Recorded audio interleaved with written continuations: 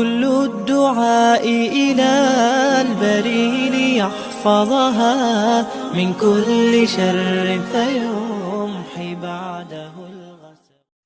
السلام عليكم ورحمة الله وبركاته.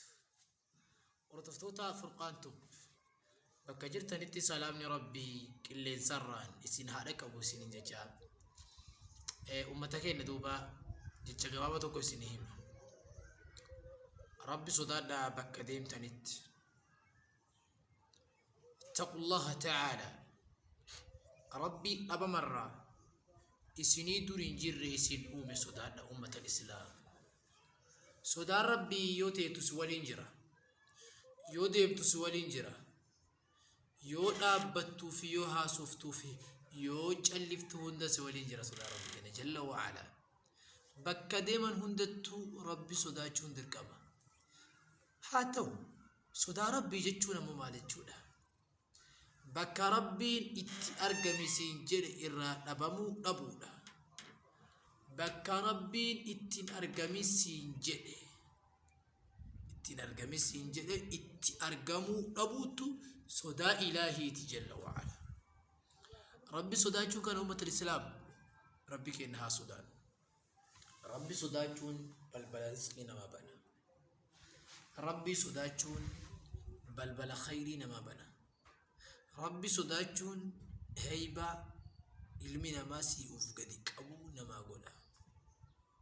sodaan rabbii bakka hundattuu hin barbaachisa. nama takkattu Abii Hureyraa dhufee yaa Abaa Hureyraa mattaqwaa maali sodaan jedhe. rabbi sodaachuu jechuun akkamichuu jedhe. akkana jedhe Abii Hureyraan hal akhadta xariiqan dhaa shawk karaa qoraattiin guutame guldeemtee beeyta jedhe. faqaala na'am eeyyeen deeme beeka. akkamitti deemta jedheen. bakka qoraatti qabdu adaltu an jaawastu minhu aw qasar anhu irraa gabaabbachuudhaan irraa goruudhaan bakka qoraatti qabu irraa goreetiniin deema. huwa dhaaka taqwaa sun sodaan rabbi jedhe.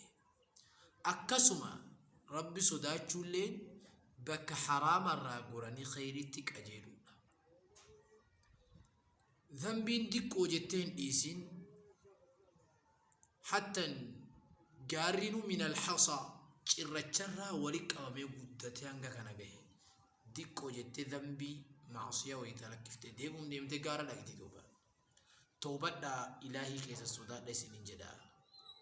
فإن أصبت فمن الله وإن أخطأت فمن نفسي ومن الشيطان وإلى لقائنا الآخر.